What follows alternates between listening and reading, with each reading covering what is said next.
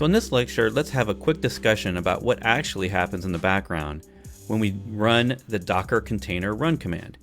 So there's a misconception sometimes that Docker is really just running containers and that's its main job. But there's actually so much that's happening in the background that it does in addition to those containers executing commands. So when we type Docker container run, in the background, it's actually going to look for the image that we specified at the end of that command. So you remember when we typed nginx at the very end, that was the name of the image we wanted to run as a new container. So it's going to look for that locally in the image cache. If it doesn't find it there, then it's going to hop over to Docker Hub, which is its default remote image repository. By default, it'll look it up there and download it and store it in the image cache.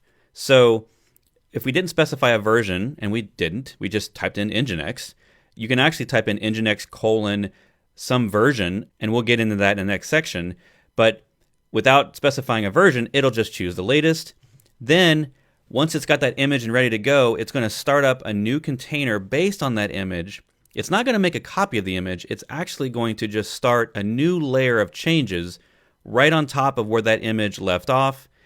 And it's going to customize the networking. So it's going to give it a specific virtual IP address that's inside a Docker virtual network.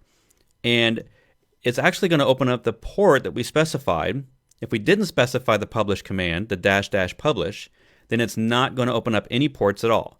And since we did the 80:80, that's telling it to take the port 80 on the host and forward all that traffic to the port 80 in the container.